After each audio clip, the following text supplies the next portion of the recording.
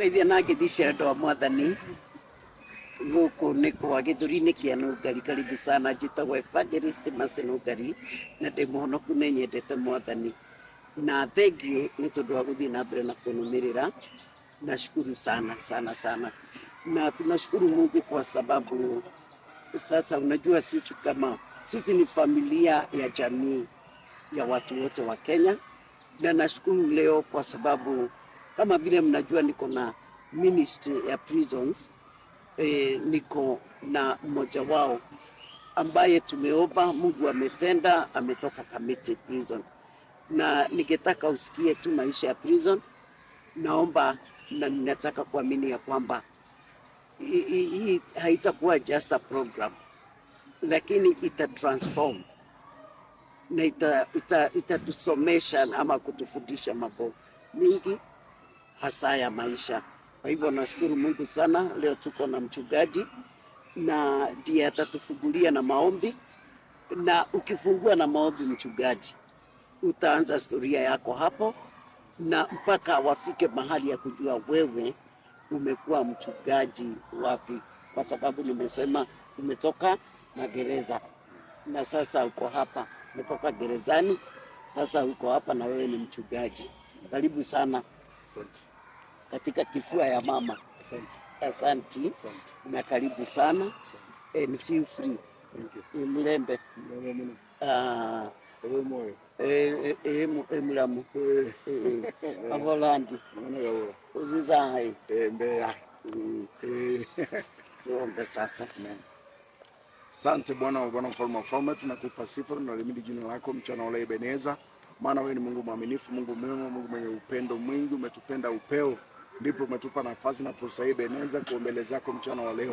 Asante kwa sababu ya uzima, asante kwa sababu ya kipawa cha wokovu, maana Mungu ni kwa neema yako tunatembea, kwa neema yako tunaishi, kwa neema yako tuko mahali hapa siku ya leo. Bwana, ukisema matendo makuu ambayo umetendea Bwana Mungu alima, wewe ni wa ajabu, umetendea mambo ya ajabu. Tulipokuwa naomba Masi, tulipokuwa naomba na wengine, Bwana majeshi umetimiza, na ndipo nimesimama mahali hapa nje nikitoka kule ndani mahali nilikuwa miaka mingi. Nasema ni asante, pokea sifa Bwana. Nikikumbuka hata mtazamaji na anayeangalia runinga hii, anayeangalia channel hii masaa haya, na hata atakapokuwa anatazama Bwana, ninaomba kama vile ulivyonishughulikia, kama vile ulifungua milango, hata nao ukakumbuke Bwana yahitaji alilo nalo, haja aliyo nayo mfalme, ukakutane nayo na ukamtendee mema. Na kwanza programu hii Bwana, tunaomba uwepo wako, anza nasi Bwana, kwa tubariki tuanzapo tufikapo tamati njema. Yehova, tutakutukuza kuinua jina lako, kwa jina la Yesu Kristo tuomba na hata kuamini. Amen. Amen. Amen.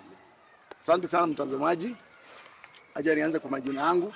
Naitwa Agri Mbai Njaga ama Pastor Agri Mbai Njaga, na niseme ya kwamba niliingia jela nikiwa mhalifu. Nilishikwa mwaka wa 2000 nikiwa nimeenda kazi ama nikiwa nimeenda uhalifu pale Nairobi Riverside Drive, na tulikuwa tumepanga wizi mahali pale. Tulipoenda kutekeleza wizi huo katikati ya hiyo wizi ikawa ya kwamba imelipuka, na ikawa ya kwamba tujitetee kutoka mahali pale.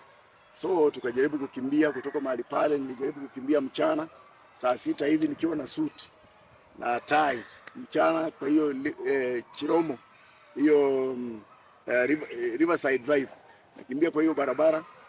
Imagine hiyo barabara ambayo hakunanga watu wanakimbia, na kama wanakimbia labda ni jogging asubuhi ama jioni, na hakuna watu wanatembea kwa miguu, maana ni mahali pa magari, mahali pa matajiri. Sasa unakimbia mchana. Nikajaribu kukimbia, lakini ikawa mbio zangu zikaishia ukingoni, nikakamatwa. Nilipokamatwa nikarudishwa kwenye kitendo mahali tulikuwa tumefanya kitendo, na ikawa kama nikatambuliwa na ile Muhindi ama na wale Wahindi ambao walikuwa mahali pale. Na nikiwa mahali pale, Chief Inspector Ngunyi alinilenga na bastola karibu anipige risasi, lakini akiwa mahali pale akapiga nduru akasema, isipokuwa ni umati, isipokuwa ni macho mengi inaniangalia, wewe ningekumaliza wewe, maana nilipiga kina wanugu wakina washushumi ndio niliua. Basi maneno haya yakaingia kwangu, sikuelewa wakati huo, lakini niliposhikwa nikapelekwa gerezani. Basi hapo ndipo safari yangu ya kumjua Yesu ama kuwa mchungaji ilipoanza. Basi nikaingia gerezani pale Kamiti mwaka wa 2000 na nimekaa mahali pale kwa muda wa miaka 24. Kutoka mwaka jana Disemba tarehe 6 niliwachiliwa kuja pande hii. Kule nani ama tukiwa mahali pale tunaita diaspora, kwa sababu mambo ambayo liko mahali pale si kawaida na huko. kule hali ni ngumu, maisha si rahisi sana gerezani.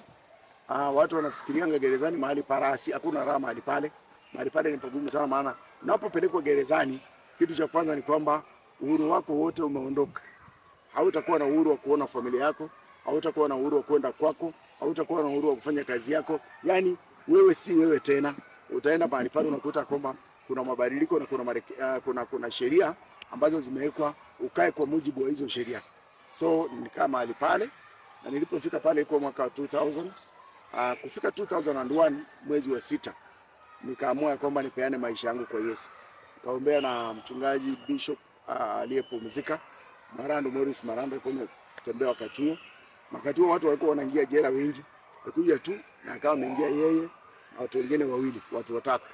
Na kaniombea, akaitana altar call, nikakimbia nikaenda. Hata vile nilifika kwake sikuelewa. Nilikuta nimevunjika na nimekuta kwamba nimeenda mpaka mbele, akaniombea. Akisa bwana nilikuwa naye akanichekelea sana. Ananiambia wewe sasa umetupa mbao. Wewe unaenda kwa Yesu, umetupa mbao.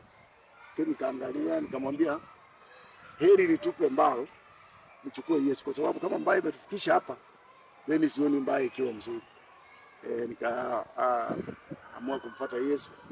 Yeye akisema nienda na watu wanne, mmoja akafungwa handling kaenda Australia, yeye alitoboa. Watatu kawa nao kamiti. Mmoja kamiti kufia rimandi. Yeye tulipofungwa kaenda Basha mwaka wa 2002. Huyo wa pili alikufia kule. Kwa hivyo nilibaki jela, nilibaki peke yangu kwa kesi ambayo tulikuwa nayo. Na ndio niko mahali hapa, neema ya Mungu ikanitoa. Niseme kwamba mahali jela bila partnership, bila stakeholders kutembea mahali pale, maisha yalikuwa ngumu sana. Maana ukifika mahali pale unakuta watu wengine wanaacha watu wao. Kuta mtu akishawekwa jela, mhukumiwa kunyongwa, mfungwa miaka mingi ya kuishi gerezani, watu wanawachana na wewe na kukutupa. So bila kuwa na watu ambao wanaweza kujali maisha ya watu wako mahali pale na kuwatembelea, inakuwa ni challenge katika maisha yale. So nashukuru kwa sababu nilipokuwa mahali pale nilikutana na Mheshimiwa Nungare. By then alikuwa tu ni journalist, lakini mhubiri hakuwa amekuwa mheshimiwa. Na tulipokuwa tuna interact na yeye, nilipendezwa na yeye sana, sababu ya moyo wake kujitolea. Alikaa na sisi kama ndugu na dada, hakuonyesha hata ile ukabila. Ungejua yeye ni kabila gani, interact na kila mtu na akatupenda, tukampenda. Ikawa hata wakati mwingine akija kule, maana ukija jela kuna zile searches, lazima uache simu nje, uache pesa nje. Wakati ambapo uko ndani, hata kama hujafungwa, lakini kwa hiyo muda unakuwa umefungwa kidogo, maana kuna communication, hauwezi interact na watu wako. So yeye alivumilia hayo na akawa anatembea na sisi, ametusaidia sana mahali pale ndani. Na niseme ya kwamba kuja kwao ndani, alipokuja ndani tukaanza kumuita women rep wetu na wa county ya 48, maana pale tunaitanga diaspora kwa sababu mambo yanayofanyika mahali pale ni tofauti sana na hapa nje. Na hali ambayo iko mahali pale ndani, wakati ambapo umefika pale ndani, hautaishi vile uko naishi hapa nje. So tunaona kama ni ng'ambo ya pili ya nchi ya Kenya. So tunaitanga Kenya, tunaitanga pande hii Kenya, na kwa tunaita diaspora. Nasema yeye atakuwa women rep wetu. Na niseme ya kwamba katika hiyo hali kutuhudumia tu, Mungu pia naye akamhudumia, akawa nominated MCA. Na baada ya hiyo, hata alipochaguliwa akaenda kwa bunge, homecoming yake alifanyia kamiti ndani ya prison, akatoa pesa mahali pale, tukajenga studio hapo ndani, maana alikuwa ameona tukiimba, kwa na tusaidia pale mwanzo kwa kung'ang'ana, lakini akaona kwamba tuweke studio ili tuwe tuna imba na kutolea muziki wetu mahali pale. So niseme kwamba nilikaa jela miaka 24. Nilipoenda mahali pale nienda kama mhalifu, mtu ambaye alikuwa anaingia kwa wizi. Na hapo ndio nataka kuzungumza pia na Wakenya na wewe ambao unatazama. Nikwambia kwamba kama una mtoto, hebu jua kwanza mtoto wako marafiki zake ni akina nani. Maana wakati mwingine wazazi hawaangalii sana watoto. Hana wewe pia ukiwa mtu mzima, kijana na hata mzee ama yoyote yule, maana unaishi katika maisha haya pia, unapofanya urafiki na mtu ama na watu, hebu kwanza kitu cha kwanza jua rafiki yako ni nani. Swali la kwanza jiulize hilo. Number 2, jiulize yeye anaendanga wapi. Number 3, jiulize yeye anafanyanga nini. Ningejiuliza maswali hayo, singefika mahali hapa. Nilipata marafiki wakanichekesha, nikaona watu wazuri, kukula na wao, nikaona hii watu ni wangwana sana. Nairobi watu nakaribisha namna hii. So mimi nikafurahia. Kazi ilipokuwa imeleta challenge kidogo, basi kabidi nishikane na wale marafiki. Na hivyo ndio waliniingiza tu pole pole wakanipeleka kwa wizi. Tulipoenda na wao kaniambia siku moja twende tuangalie mahali. Tuone iko namna gani. Tulipoenda mahali pale tukaangalia na kumbe nilikuwa naenda kwa wizi. Yaani nikapangwa nikapewa position na tukaiba tukachukua pesa. So tulipochukua pesa hizo ikawa kwamba nikaona ni kama maisha ndio haya. Hii ndio maisha naweza ishi nayo kana hilo hii. Maana kumbe watu wanaendeleza pesa kwa dakika moja tu. Pesa zimetoka na watu wanaendelea. Sikuwa najua nimeanza safari ya kwenda Kamiti. Ningelikuwa najua wakati huo ningewacha na singekuwa nimeingia Kamiti. Ila nashukuru Mungu ya kwamba nilipoenda Kamiti kupitia kwa idara ya magereza kuna marekebisho mahali pale, na wakati ambapo tulianza saa hizi kuna marekebisho. Wakati tulienda jela ilikuwa ni punitive. Kwa ni mateso, maana hata wakati huo sheria ilikuwa inasema watu wafungwe pamoja na kupiga viboko. Saa hizi viboko zilitolewa, jela kukakuwa na open door policy. Ni wakati yani kukaama kutoka mateso hadi marekebisho. Wewe viboko ulipatana nazo?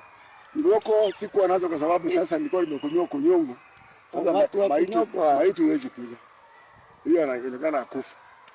Watu wa lakini ukipewa miaka utoke kwa hiyo kinyongo upewe miaka na usikia na viboko 6 na kulimwe na viboko ilikuwa mbaya sana.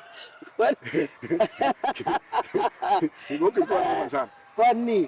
Kwani kiboko ni ni kiboko, na tena mtu analishwa vizuri kupiga hiyo kiboko. Haya.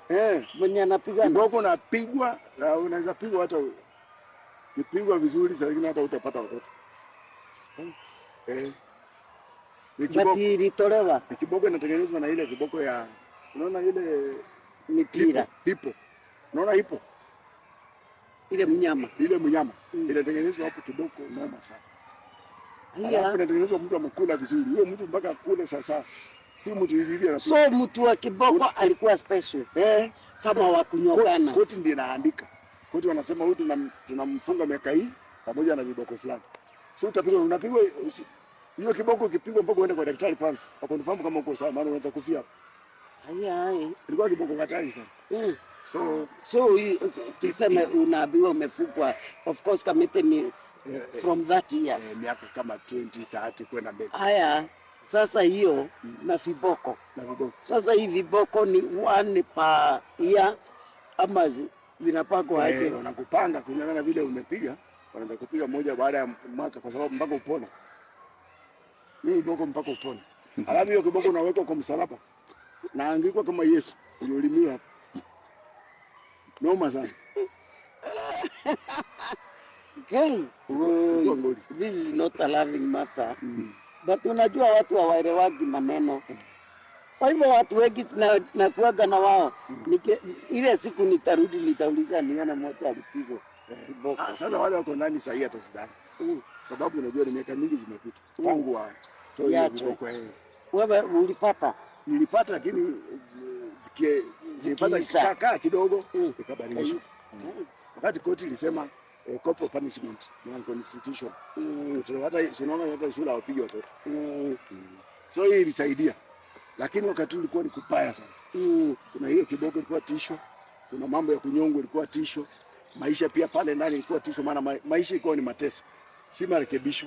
Wakati huo ungepata hizo industry mingi ya watu wakisoma hiyo wanafanya hiyo hakuna. Watu kana yani maabusu tu unawekwa kama kitu akifanya. Umedampiwa pale. Serikali kama imeachanishwa na wewe. Lakini Mungu akatusaidia kwa sababu ya ile marekebisho ambayo imefanywa na serikali. Sasa hivi kuna open door policy, unaona mnapata nafasi mnaingia ndani, unaleta chapati, interact na watu mnaweza imba nao muziki. Unaona vitu kama hizo. So hizo zimesaidia pakubwa. Na nisema kwamba na ni vizuri ukiendelea na hivyo uwajulishe. Unajua wanasikiaga chapati jera, ni vizuri wajue watu wanakulaga aje ama wanakula nini jera. Ukiingia jela, nimesema maisha yanabadilika. Ndio maana nikasema ni vizuri pia ukiwa hapa nje, wewe mwanaume, wewe kijana, wewe mtoto. Mtu yote tu yule, maana sisi wote tunaishi. Na maisha karibuni inaweza kusonga, ukafikiria kufanya uhalifu ama ubaya. Angalia sana. Ubaya ni mbaya. Licha kwa watu wengine wanaona kama ubaya unalipa lakini hailipi.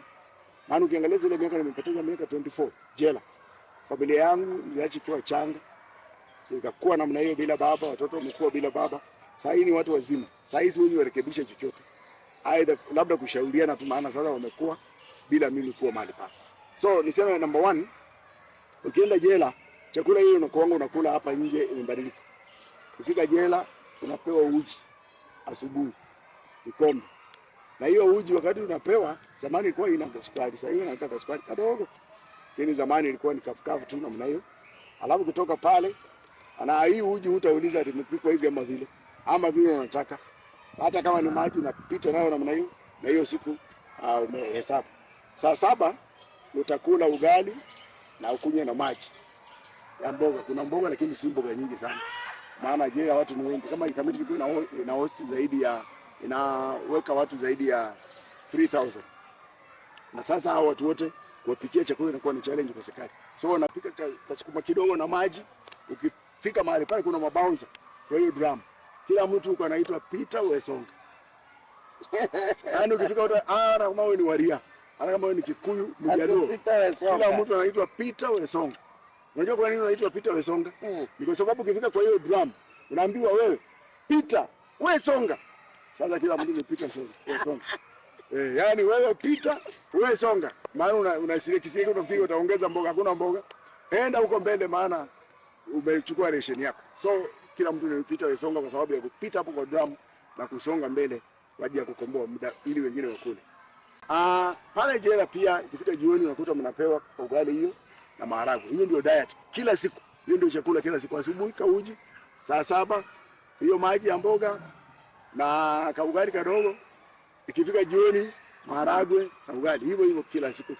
So mahali pale watu wakiwa pale, hata ukiwa mtu mzee, mtu mzima, mtu baba ya mtu mama ya mtu, ngawaje Kamiti hakuna mama ya mtu, lakini Lang'ata wako. Ukiwa ni mtu mzima unafikanga mahali pale unakuta kwamba kwa sababu ya kula hiyo chakula aina moja kila wakati, unakuta unatamani kula kachapati, unatamani kula, hakuna ipatikani, kanyama hakuna, umetatiza. Ngawaje kanyama wanapeananga kadogo. So mheshimiwa kama Nungari alianzisha program kule ya kuwa wanazunguka wakilisha jela chapati.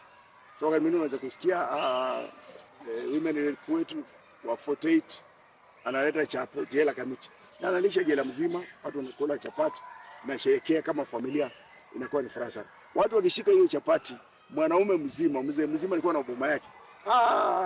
Anaona kama Mungu ameshuka siku. Kwa sababu akipatikana siku hiyo atakula ugali, anakula chapati, ama change diet. So mahali pale nataka kukuambia kwamba wewe unasikiliza unatazama, jua ya kwamba pale ndani si mahali rahisi, na si mahali para. Watu wengine wanafikirianga jela ni mahali para, lakini si raha. Pale ni neema inatubeba.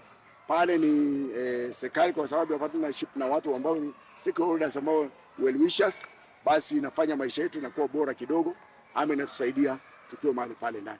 So niseme ya kwamba jela nilipoenda nilikuta kwamba watu wengi wanatengwa na watu wao, na nilipoenda pia mahali pale nikakuta kwamba watu wengi wako jela, wengi wako wamesoma. Wengine walikuwa chokora konje kakotwa, kaingizwa. Wengine hata wamekuja jela hawakufanya vitendo. Hii kwa sababu ya hawakujua kujitetea, ama hawakuwa na mtetezi, hawakuwa na lawyer, basi anabebwa namna hiyo kwa sababu makosa imefanyika na yeye alikuwa maeneo ya makosa, basi anashikwa tu kwa sababu ya circumcision, alafu anaenda anakuwa ndani.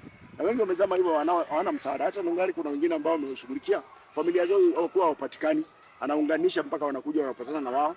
Complain, na wengine unakuta kwamba hii kitu waliwekelea hii mtu, wanataka namna ambavyo wanaweza badilisha ama ageuze hii. Na hiyo pia naomba serikali, Mungu akitusaidia tafadhali. Mungu ametupatia nafasi ya kuongoza taifa hili. Kitabu cha Methali 3:27 inasema hivi: usiwanyime watu mema yaliyo haki yao, yakiwa katika uwezo wa mkono wako kuyatenda. Wale ambao mmepewa nafasi ya kuongoza taifa hili, tutakapofika mbele za Mungu, Mungu atawauliza. Kuna watu wengi sana wanataka haki hapa nje, ambao waliwekelewa makosa, na wale ambao waliwekelea wanatamani namna gani wanaweza toa hizo kesi kotini.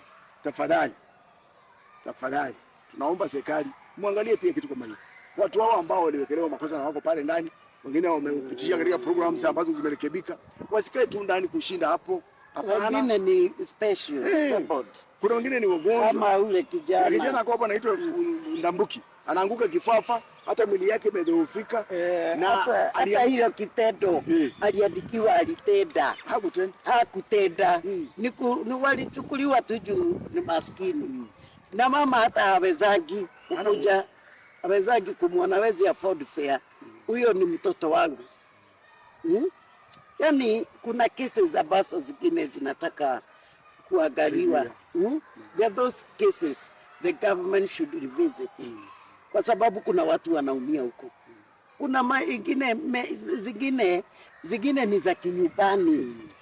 Kama ule mzee nilikuwa nasaidia disabled, anamtoa hapo ili shamba iende, na alikufa. Mama naye nilisikia alipelekwa Lang'ata, naye akakufa. Kuna vitu zingine zinatakiwa kuangaliliwa, yani, na tena pia society, kwa sababu kama mimi, majirani yangu lazima wanijue, wanajua what kind of a person I am. Watu wananijua mimi ni mtu wa aina gani, tunajua watu. Wacha tusikae tu hapo tuone watu wakiangamia, wakiekelewa maneno, wakifugwa bure, wakienda kuteseka bure. Sio vizuri, na hiyo maisha ni maisha mbaya, na tena inaleta laana kwa nchi. Maana wazee kama hiyo wakilia, ndio sasa hiyo unaweza kuona hakuna kitu kinafanyika, but anapolilia kule ndani, hawa watoto ambao tunaona kama tumewasaidia ama tumewasingizia nao, maisha yao itakuwa ya shida sana, itakuwa mbaya sana. Lakini watu hawajajua hiyo kuna laana ya Mungu katika nchi. So watu waangalie kama vile mheshimiwa amesema, society angalie. Namba 2, kukosana na mtu, kuna ile hadi ya kukaa chini ya kumaliza, sio kuweka mpaka unawekelea kesi nyingine ambayo ni ya uongo tu. Unajua kabisa ni uongo. Kuna mambo mingi sana ambao kwanza defilement. Defilement cases imekuwa na shida, imekuwa tool ya kumaliza vijana ama wanaume. Na hiyo pia watu waangalie, mama waangalie. Na pia naomba pia jamii ambayo tunakaa, familia, pana toa mzee nyumbani kwa sababu umezeeka, mnataka shamba, peleka jera. Hata hiyo shamba hata wewe utakaa. Kwani miaka tumepewa ngapi? Imagine. Miaka tumepewa 70 years. Ukiishi sana 80. Ukienda sana 100, na hata hiyo 100 hutakuwa na raha dunia hii. Maana 100 mwili yote umezeeka. Hata hii raha huwezi enda mahali unabebwa labda.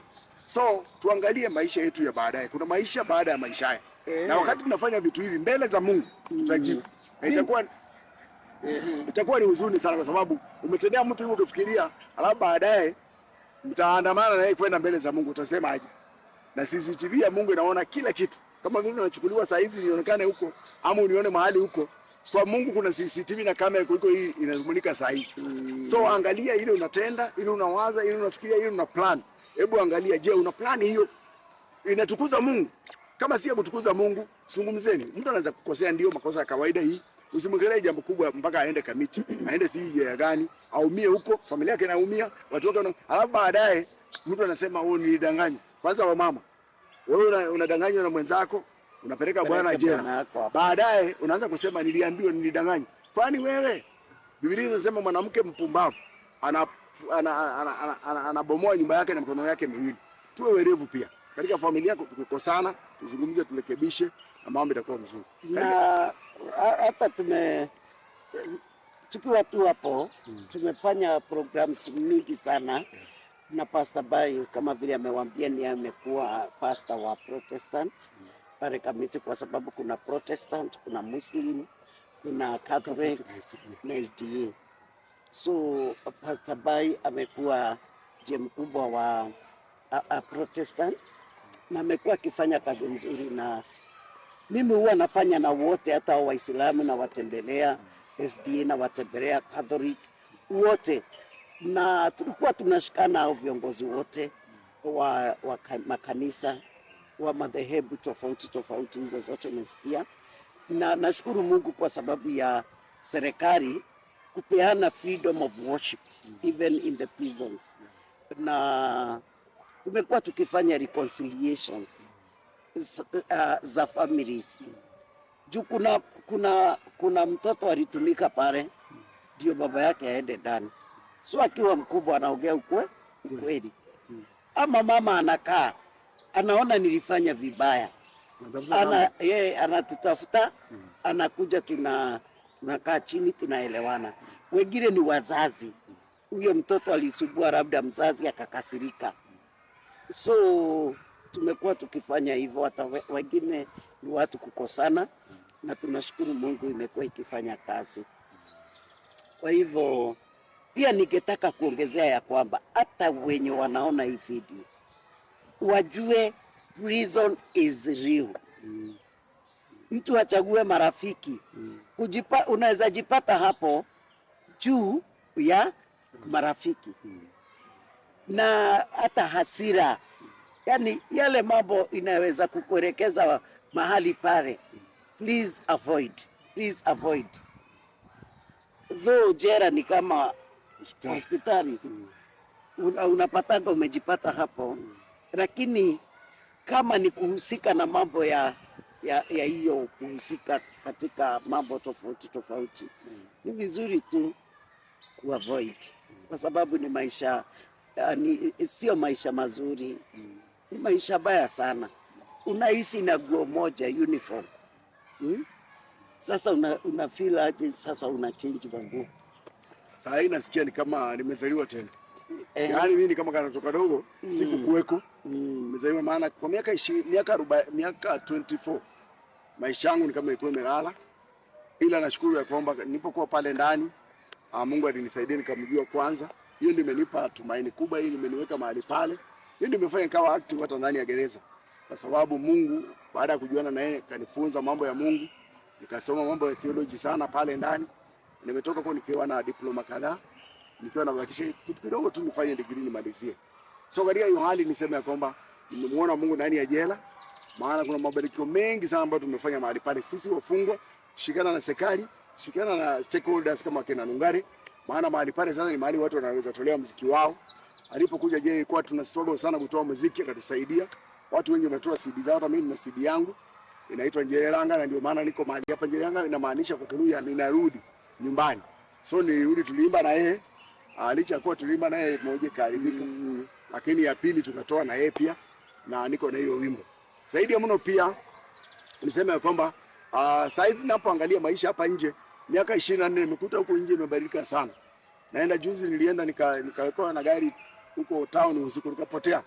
Nikajikuta badala ya kuja West, mimi ndio huyo niko Uhuru Park usiku katikati. Kabidi nitafuta nanga njia kurudi kwa barabara. So mambo mengi yamebadilika, vitu vingi vimebadilika, nchi imekuwa tukiwa ndani. So wewe ambao uko mahali pale nje, wewe ambao unanitazama saa hii, wewe ambao unanisikiliza saa hizi, angalia sana nini inaweza fanya ufike kiwango cha kupelekwa labda jela. Kaa mbali nayo, kama vile mheshimiwa amekwambia, kama ni maasira ugomvi nyumbani, achana na hiyo. Mabwana waacha kupiga mabibi nyumbani. Ukipigana unaweza pigana namna hiyo, unapiga mtu anakufa, unaenda kamiti. Ukienda huko na maneno ya mada, kutoka kwa sisi utatoka lini? Kama saa hizi mimi niko na miaka karibu 60 na kitu. Angalia ukiwa na miaka kama hii yangu uende jela, utatoka lini? Hata kama ni kidogo, maisha yako yataharibika. Miaka 24 kama zingekuwa nimeoa, mimi sasa angalia miaka hii yangu na sina mtoto. Unaona kama hata saa hii nimeenda nyumbani, nikitembea huku na mahali ni watu walikuwa wananijua. Nikiangalia watu hawanijui. Hata watu wengine familia yangu siwajui. Nauliza huyu ni nani? Na ni watu wetu. Walisahau na mimi, na hata wengine wamekuwa siwajui. Yaani watu wako kwa bracket ya 30. Unajua sasa hiyo. Hao ndio wazazi sasa saa hii 30 years. Hao ndio wameoa, wako na familia. Hawanijui. Sababu ya kukaa gerezani. So jela inaharibu maisha yako, inaweza kurudisha nyuma mbali sana. Saa hii ndio nimejaribu nikapata kasimu, sio kanaitwa, nilikuwa nakaturudi. Sasa nimepata hii. Kwenda tena hii ni ya mkopo. Si ati nimelipa hii bado, nimekopa jana. Ile vitu walinipa niweke hapa ya kulipa hiyo simu, tena nimesahau. Sasa hii nakala nitafute vile. Unaona jela ni noma. Yaki. Jela ni nguri. So nataka kusema hivi. Wewe uko mahali pale unatutazama. Programu hii mheshimiwa ameleta kwa ajili ya kukuelimisha wewe. Na anafanya kazi nzuri sana. Ili ni vizuri wewe, heri tukuzuie usifike pale kuliko ufike pale useme koroni ndoe. Kama wewe ni Mkikuyu unasema koroni ndoe. Kama wewe ni Mluo unasema ndamanya. Kama wewe ni msomi mzungu, I wish I knew. Waachana na hiyo. Waacha leo, kama ulikuwa unapanga, kama kuna wengine unapanga, sisi ni wajanja. Hakuna mjanja. Mimi nilikuwa mjanja nikafikiria tumejificha sana. Lakini nilishikwa mchana live. Nimekaa miaka 24 ndani ya jela. Na nilikuwa bure kabisa. Wewe angalia ukitoka huko nje, saa hizi nakuwa afadhali kwa maana wamenishika mkono nikatoa kitabu, niko na kitabu hii. Inaitwa Life Equals Seasons and Times. Nimetoka CD kumaanisha kwa hiyo CD naweza kutana na mtu anipe shilingi 2. Lakini sasa umetoka huko miaka ndio hii. umetoka kuna certificate of good conduct. Alafu kwa serikali pia naomba hivi, watu wakitoka jela, maana maisha isimami, na sidhani kama mtu ametoka jela amerekebishwa ni kama mtu ambaye alikuwa ameenda hospitali. Mtu hawezi enda hospitali atibiwe na daktari TB apone, alafu akifika hapo nje ati wamempatia tagi kwa mgongo ati huyu ni TB ameandikwa kwa mgongo. Hakuna kitu kama hiyo. So watu ambao wanatoka jela wakiwachiliwa na kutoka nje, ninaomba pia serikali waangalie mambo ya certificate of good conduct. Kuna watu wanataka kufanya biashara, wanataka labda kuandikwa kazi wale ambao miaka yao ni kidogo, wengine wanataka kwenda nje na kufanya mambo mengine kwa ajili ya kuendeleza uchumi wa nchi. Ni vizuri pia serikali iangalie kupatia watu certificate of good conduct. Yaani ufungue maisha yake. Usimwache atoke nje and then hapa nje anakuwa mfungwa tena. Maana hawezi fanya vitu fulani kwa sababu hana vyeti ama hawezi access services fulani. So katika hiyo hali mimi niseme kwamba nashukuru je umbali ambao umenifikisha. Nashukuru pia hata serikali kunishika, maana mimi nilikuwa nimeharibika. Ile muda kidogo nilikuwa nimeharibika, kunishika na kuniweka ndani ni kwa faida yangu. Ilinisaidia hata kama nilichelewa kule. Ninaweza sema kwamba ni faida, maana pale ndani sikukaa bure, nikuza maisha ya watu. Kuna watu wengi sana ambao nimehubiria, wako hapa nje, wengine wako nje, wengine wako Uganda, Tanzania na kwingineko. Maana kamiti inaleta watu wote, wazungu, wahindi, hawa watu wote tumehubiria kule ndani, kwenda kina Nungari. Unaona watu wakibadilisha na kubadilisha maisha yao. Ila tu ni kwamba watu wakishabadilisha maisha pia wasikae hapo sana. Chakula ikishaiva na itestiwe inaonekana iko sawa, viungo iko sawa, imeiva, imefika, inaonekana ipakuliwe watu wakule. Kini kiendelea kukaa kwa jiko si itaungua. So watu pia wakisharekebika pale ndani na maofisa wa gereza wanafanya kazi mzuri sana. Nashukuru kwanza ofisa ambaye anaitwa ofisa Kisingu akiwa pale headquarter, Amtisi ambaye anasimamia gereza saa hizi. Najua hiyo ni wachapa kazi na wanafanya kazi mzuri kubadilisha wafungwa. Sadianga sasa ako region ya Nairobi, namshukuru sana. Wengine wote ambao wamefanya kazi na wao, maana hawa wote wameguza maisha yangu, wameguza maisha yetu, wamebadilisha vitu pale gerezani na ikawa ya kwamba wanasaidia maisha ya wafungwa kubadilika. So ile kitu ambayo nitafanya ni kwamba nitaomba ni kwamba marekebisho yanaendelea vizuri, lakini kurejesha nyumbani hapo ni kuna tatizo kidogo. Watu wengi wamerekebika lakini warudishwi nyumbani. Na pale ndani Wakenya hawa wanalipia gharama ya ile watu kukunywa uji asubuhi, kukula mchana na kukula jioni, maana hawafanyi kazi. Sasa mzee kama mimi ukilipiwa miaka 24 kukulanga hapa, na umesoma umekuwa mwalimu. Si nikuja hapa nje sasa hizi mimi nahubiri hapa nje na naguza maisha ya watu. So ninaomba kwamba kuna watu wamefanya tailoring, wamefanya carpentry, wamefanya vitu vingi sana pale ndani. Na wakipewa nafasi huku nje, maana hata vitu vinakaliwa na rais, vitu vinakaliwa kwa bunge, ni wao wanatengeneza kule ndani ya gereza. Wakipewa nafasi ya kuja hapa nje, watakuwa entrepreneurs, wataanza kulipa ushuru, watategemea chakula ya bure, wata create employment pia. Maana akiwa mahali pale na ameanzisha kazi, unakuta mtu mwingine ambaye alikuwa anakaa bure, kijana ambaye hana kazi ataingia pale nawe msaada. Kwa hiyo unafanya kazi mzuri, lakini kumalizia hapo kwa finishing ndio kidogo iko shida, maana jela saa hizi ni rehabilitation. Kuna pale ni shift from rehab from punitive to rehabilitation and reintegration. So rehabilitation inafanyika but reintegration inafanyika pole sana. So please, mkishirikiana na courts, it is possible, it is doable. Mkikubali na muweke kuwe na goodwill. Ninajua kwamba kuna watu wako pale ndani wanaweza badilika na wakaja hapa, wanaweza pewa nafasi wakaja hapa nje wakahubiri Injili, wakatengeneza viti, wakatengeneza magari, wakafanya kazi nzuri sana. Hata sasa hizi kuna maloya. Sasa hivi tunaongea na wewe, kuna maloya wawili wako admitted kwa Nairobi. Ni maloya wa High Court ambao walisomea kamiti. Kumaanisha vitu vizuri vinatoka ndani ya jela. Na wewe ambao pia unatazama, mimi ni shahidi. Shahidi huyu ni shahidi. Shahidi kwanza wale wanakubali kurekebika. Yaani kurekebishwa. Wamerekebika. Iko sawa. Wenye wamerekebishwa, wamerekebika vizuri. Kabisa. Hao ni watu genius. Yes. Kwanza nili notice wale watu wenye wako katika magereza. Iwe ni Lang'ata women, iwe ni Kamiti prison, Naivasha, hizo zote juu nimetembea mpaka Kodere, Shimo la Tewa. Hawa watu ni genius, ni watu very genius. Kwanza hawa wakamiti waangaliwe vizuri. Ile kazi wanafanyaga hapo, namba za gari, viti, na pia askari, tusisahau pia askari, maaskari pia waangaliwe, juu si ndio walimu wenu. Even nasemaga prison warden. Prison warden ni zaidi. Sijui inaonaga kama wako na kazi mingi. kwa sababu au ndio mwisho wa serikali. Wewe ulikuwa umeshinda mpaka inspector. Sasa wacha nikwambie hapo kidogo. Prison warders ndio sasa askari wote. Sababu gani nasema askari wote? Prison warder wameweka pale ni kama ndio wako chini. Lakini ukiangalia rais akikosea, huyo prison warder ndiye atakuwa na yeye. Mbunge akikosea yule anaanzanga sheria. Prison warder ndiye atakuwa na yeye. Jaji akikosea huyo anasemanga watu wakae ndani. Hata yeye ataambiwa kaa ndani na prison warder. Prison warder mwenyewe akikosea, hata prison warder pia anamwambia kaa ndani. So ndio wako juu kwa sababu rehabilitation yote wao ndio wanafanya kwa kila mtu. Yule rais ndio nani hao tu watetee waongezewe kazi. Ndio waongezewe kama mshahara. Wanafanya kazi mingi. Wanakaaga kama ukana mtu jambazi mpaka badilike. Ama ni vile wanakaaga na nyinyi. Wanakaa wako. Wanakaa baridi kiasi. Unajua maslahi yao kwa wanaangaliwa sana. Lakini inakana waangaliwe maslahi. Huyu mtu kubadilisha mtu atoke jambazi mpaka awe mhubiri. Hata nashukuru Rais Kenyatta kwa sababu aliwajengea. Aliwajengea. Hata Kibaki alianzisha maisha ya Alibabu. Mtu aliwafanyiria ni Kenyatta na Moi. Sio Kenyatta baba ya huyu. Baba ya Kenyatta. Naye mtoto akakuja akarekebisha. Moi aliwafanyiria pia. Lakini wakati unajua Kenyatta sasa wakati yake lazima angefanya hivyo juu ni serikali mpya na majabasi ndio wengi. Unaona ni boma mpya. Kuna Tokunia wanaitaje hao watu walikuwa wa zamani hiyo. Na tena ukoloni ilikuwa bado ukoloni. Ukoloni bado ilikuwa hapo. So katiba iko imebadilishwa sasa. Au kalika. Acha tu hiyo hapo ya Kenyatta. Tungeomba serikali izidi kuangalia at the end of the day hata askari na hao watu wako gerezani ni wetu. Na kama Waafrika mtoto tukizaa tuwezi tufa. Lakini ni vizuri to avoid njia zote, uombe Mungu, kaa karibu na Mungu.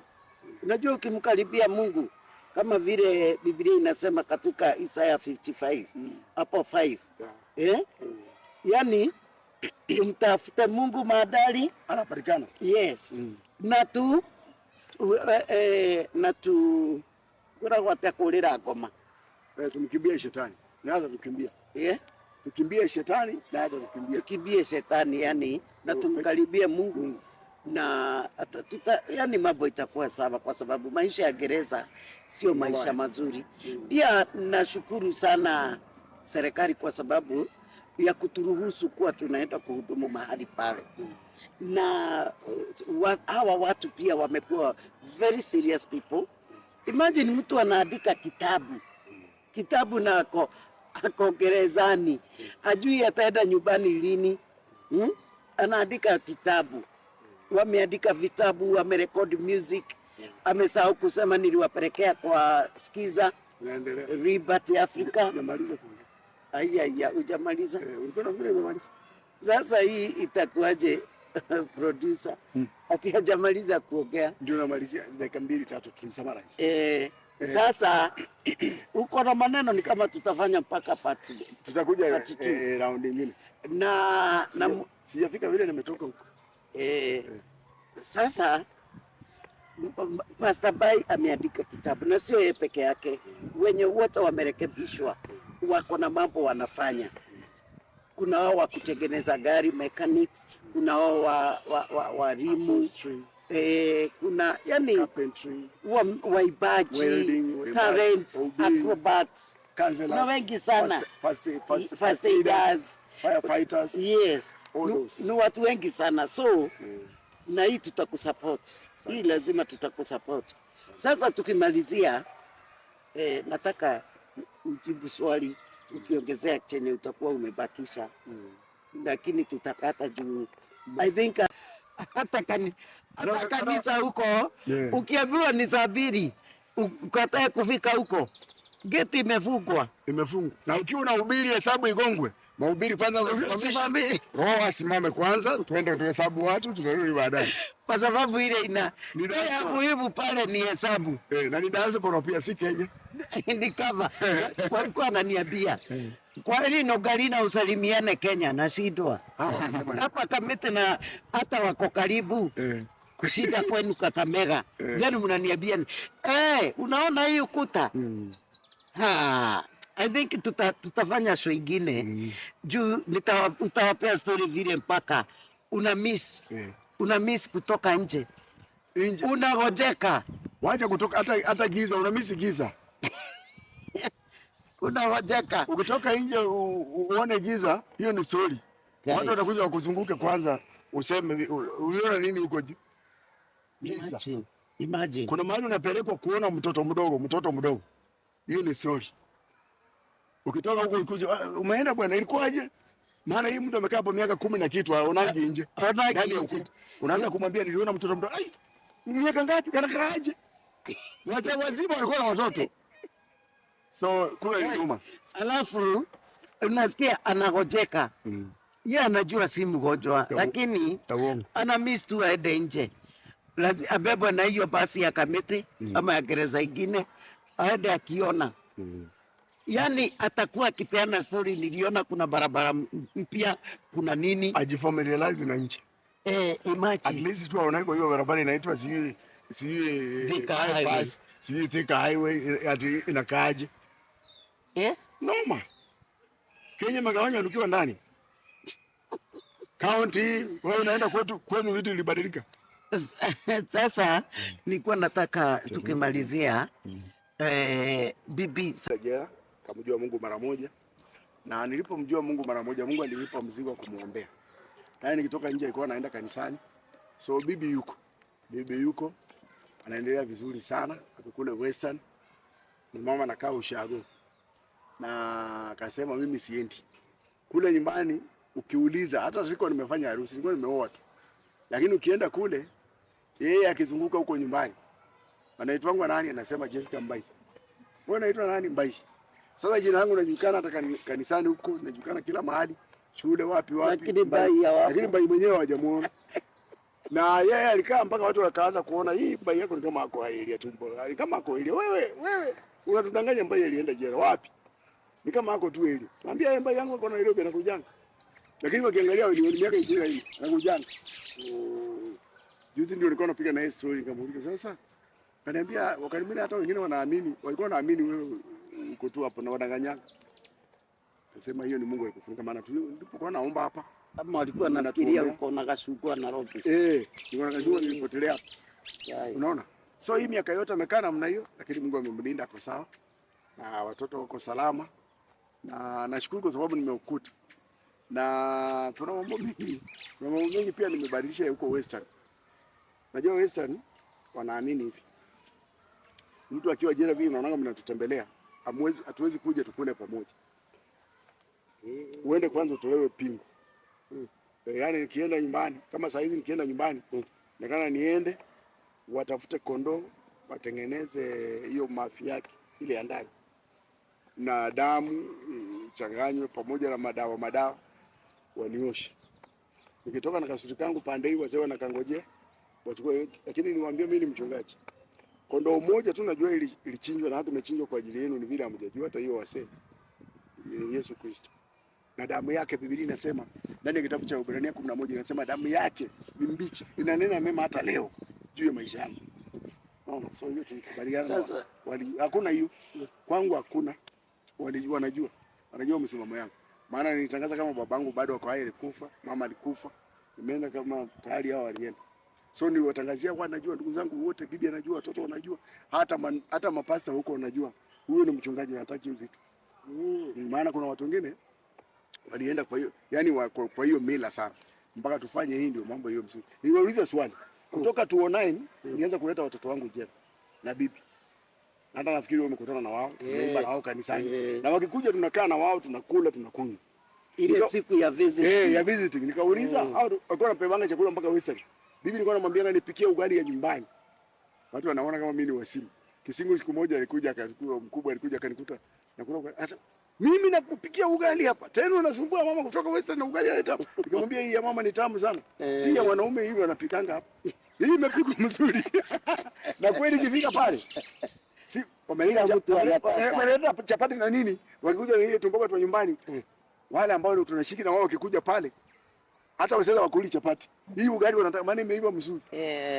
Ni ugali imepikwa polepole kaiva. Na tena na wamama. Na ile unga na babini. Na ile unga mzuri. Ile mzuri. Sasa watu wengi wanasikia hata wengine wanakula bila mboga. Sababu ni tamu. Sasa mkubwa akashangaa, lakini nikamwambia ni ama. So nilikuwa nataka kusema na magari. Hawa tukula na wao hizo miaka zote. Hakuna mjukuu. Hakuna mtoto amekufa. Hata walipokuwa wanatoka wakienda nyumbani, hakuna mmoja aligonjeka. Na ndio unajua sababu ni binifu tu. Ni wewe Mungu atatumia uondoe watu katika kwa hizo mila. Kuna mila zingine ni mzuri, lakini kuna zingine za kishetani. Hazina njia. Sasa maji ya buzi. Uniosha na damu ya buzi. Inapelekana wapi na mimi? Hadi na nioshi toe na miaka 24 hawajaleta hapa nitoke. Sasa hiyo damu yao amenitoa na mkondo ile Yesu maji ndiye amenitoa. Sasa tena niende mtafute mkondo nyingine nyama hiyo wachinje walete kwa meza tukule. Lakini si ati wanafanyia kitu. Okay, mimi nafikiria hii tutafanya part 2 kwa sababu lazima utabia watu safari yako sasa ya kutoka juu haiwezi toshea hapo. Si ndio producer? Haiwezi toshea hapo. So nataka tu peane namba yako kwa sababu tutakusupport. Na unajua huwa na wasupport. Kama mimi nimenunua kama vitabu 10. Unaona nimekopa hii kazi. Unajua mpaka uwekeleka kitu. Mungu kama ungekuwa umenipa hiyo singekuwa na. Unajua sasa ninaanza kuingia kwa mtandao. Mtandao niliwacha kama hakuna. Hata simu haikukua. Saa hii hata nimejaribu kuhakisha kwanza leo Google sijui inaingiwa namna gani. Nimejaribu kutafuta imekuwa noma sana. Hii ni ile ya mkopo. Ya mkopo. Mungu atakusaidia. Nilikopa jana walinipa namba hata nimesahau hiyo namba. Wakaniambia ukitaka kulipa mtaniambia nalipongo aje mkopo. Wewe unajua? Producer unajua? Huyu hawezi shindwa. Mtanifundisha nilipa sahihi maana nisipoweka 100 tena wanafungwa. Huwezi ongea na mtu. Na tutaongea na wewe. Unaona hii maneno? Wewe msikizaji nafikiri unasikia hii maneno. Hivyo ndio jela inafanya mambo. Huwezi lipa kama wiki moja. Unaweza lipa hata wiki moja. Hata wiki 2. Maana hii inalipwa 100 kila siku. So sawa. Sitakutaka kitu nikulipie siku kadhaa. Nitashukuru. Hiyo next time tukikuja hata marafiki zangu hapa watakusaidia kulipa. Utakuwa sasa ni yako. Asante. Itakuwa ni yako. Nitashukuru. Na Mungu atatenda. Asante. Asante. Kwa hivyo sasa peana namba yako. Najua watu watanunua hizi vitabu. Asante. Na Pastor Bai amekuwa sasa akihubiri huku. Hata anakujaga kwa kanisa letu la Kingdom Pillars Mirema. Na kwa sababu tulikuwa kuna maombi tulikuwa tunafanya every year ya familia za wenye wako na wafungwa magerezani. Sasa nafurahi kwa sababu tulikuwa tunapanga naye wakati alikuwa katika gereza, sasa yuko nje. Sasa tutapanga hata kama ni 2 times per year. Ni vizuri kuomba na wenye wako na watoto gerezani. Hakuna mama alizaa angeomba mtoto yake awe katika gereza. Ni mambo tu yanapata watu. Kwa hivyo tutashikilia hao watu wetu, tunawashikilia na maombi na kutembelea hao watoto wao na kuwapa tumaini. Na nashukuru Mungu ya kwamba tumekuwa tukiomba, tuliamini Mungu, tukaomba kamete, watu wametoka zaidi ya 1000 wenye walikuwa wamefungwa live, na Mungu God has given them another chance, a second chance to live, and we thank God for that. Let us support our brother Bai, Pastor Bai, na kumnunulia kitabu. Na sasa najua cameraman Warui atahakikisha kwamba umefungua YouTube yako, ndio uwe unaweka nyimbo zako, ndio uwe unaweka mahubiri zako. Hii simu utafungua mpaka TikTok, uwe una preach. Kwa hivyo tutahakikisha uko katika mtandao, ueneze injili ya Bwana, kwa sababu nao uko huru sasa, umefunguliwa. Ulijitabiria Jereranga, ukasema tulikuwa tunaiba huko. Hebu tulikuwa tunaiba Jereranga, Jereranga, Jereranga umwami omberele. Inarudi Bwana unisamehe. Tumeimba na Yesu. Iko hapo kwa video. Jereranga. Jereraga narudi. Na unajua alijitabiria na sasa amerudi nyumbani. We give God all the glory and honor. Na sasa tunashukuru Mungu. Tuombe sasa. Sawa, acha nikupatie namba. Namba yangu ni 0740 11 97 29. Narudia 0740 11 97 29. God bless you. Naitwa Aggrey Mbai Njaga. Bwana wabariki sana. Bwana wabariki sana. Tufungie na maombi. Acha tuombe. Sasa kabla ya tuombe. Nashukuru Mungu kwa sababu ya ubari huu. Asanteni sana kwa kunishikilia. Na na program, our program has been sponsored by Home Click Media. Home Click Media ni wenye wanafunza watu mambo ya camera, video shooting, photography.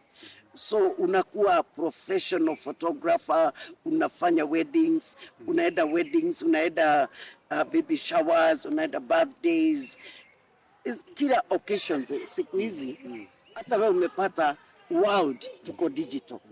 Sasa kama huna hii simu, unaona hii simu iko na mambo mingi sana, na uko Home Click, uko mimi nitakulipia uende ufunzwe. Amen.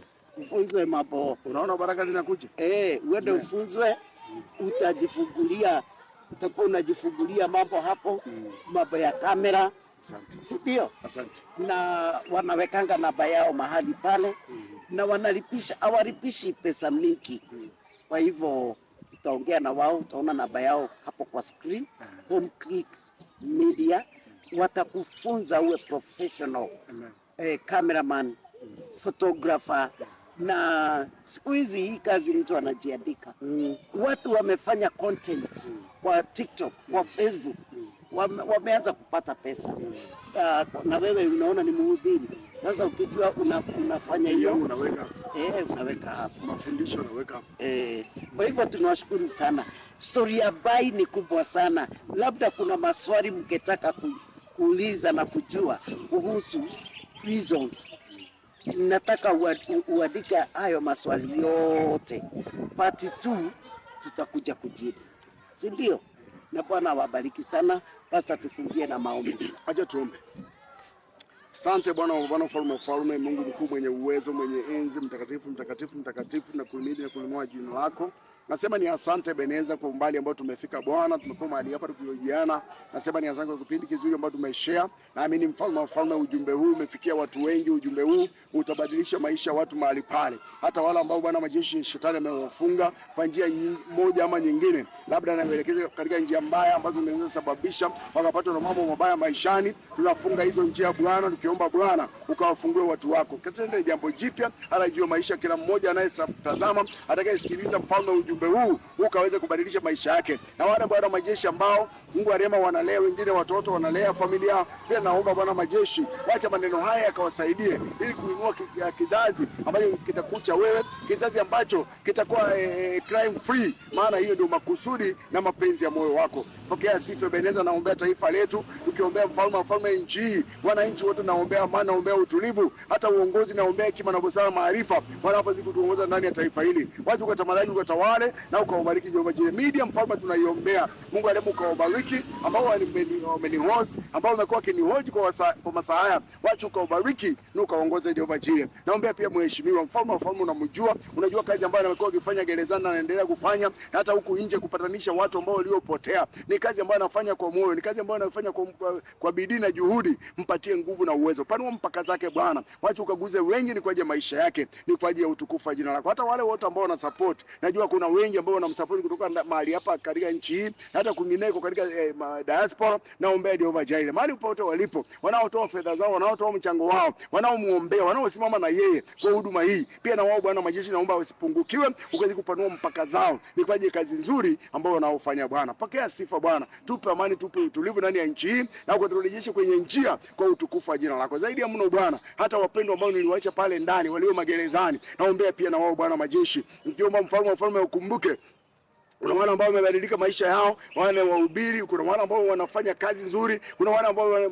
Bwana majeshi wakipewa hata nafasi siku ya leo watafanya kazi nzuri hapa nje kujenga taifa letu. Naomba pia na wao ukumbuke na ukafanya njia ya Jehova Jireh. Kuna Paulo Masi naiombea, Bwana majeshi wetu kaingilie kati na ukawapatie nafasi ya pili wapendwa walio mahali pale ndani. Watakapofanya kazi hiyo, Jehova atakutukuza na kuinua jina lako. Naomba idara ya magereza, Bwana mkubwa wa magereza, pamoja na wote wanaoongoza magereza station zote ambazo ziko katika nchi yetu ya Kenya, wanafanya kazi nzuri Bwana. Naombea kibali, naombea neema juu ya maisha yao. Wanafanya kazi nzuri ya kubadilisha watu wabaya wakawa watu wazuri. Ninakuwa nasema ndani ya kitabu cha Ayubu mlango 14 mstari wa 4 ukauliza ya kwamba ni nani awezaye kutoa kitu kizuri kitoka ndani ya kitu kibaya? Ukasema hakuna. Ni wewe peke yako unaweza. Lakini maaskari wa jela pia wakiwa partners na wewe. Maana ninakuwa nasema ndani ya Zaburi 36 ya kwamba Mungu arehema, tukifungwa kwa pingu na kupelekwa katika kamba za mateso, hapa ndio unafanya kazi na akili zetu tukakujua wewe Bwana. Nikubainisha kwamba pia hii ni vitengo ambao umeviweka mahali pale kwa ajili ya kubadilisha na kurekebisha watu wako. Pia na wao naombea hekima, naombea busara, naombea mfalme wanapofanya kazi hii, wape moyo mkuu kwa utukufu wa jina lako. Pokea sifa Bwana, ni kwa sababu ni mwaminifu. Unapochana masaa, waje ukatubariki, utupe amani, utupe neema na ulinzi ambao unatoka kwako. Tutakapoona nafasi nyingine Jehova tukishirikiana, Jehova atakutukuza, na ni kwa Yesu Kristo tuomba na hata kuamini. Amen. Amen. Amen. Amen. Asante. Amen. Bwana wabariki sana na tuzidi kusimama na Pastor Bai. Kitabu kinaitwa Life Equals Seasons and Times. Hiyo season hiyo session nyingine itafafanua kidogo kuhusu hii, maana muda umekuwa kidogo. Kwa hivyo tutafanya part 2 ili tujue alitoka magereza aje na mambo mengine na maswala ambao wewe utauliza. Asante. Na Mungu akubariki sana. May the world favor you. Amen. The what? Kwa sababu sasa uko nje. The heavens. May I get favor. Yes. Before men and before God. Ukubalike na unajua uko ni diaspora. Yes. Ukubalike sasa Kenya na Kenya. Amen. Ikukubali. Amen. Uinuliwe. Amen. Yani usimame tena. Amen. All that was eaten by locusts, may God give you back. Amen. In Jesus' mighty name. Amen. He will restore back. Amen. In Jesus' name. Amen. We wish you well. Thank you. My followers, we love you. Amen. We love everybody. Na tunajua utarudi hapa mara ya 3 kushuhudia makuu. Hata hiyo part 2 utakuwa na ushuhuda. Amen. Asanteni sana. Thank you my subscribers. Continue doing so. Support me to serve humanity. May God bless you. Amen. Asanteni. Asante. Twekanageria ndumaine agikurehere utheri. Hallelujah. Amen.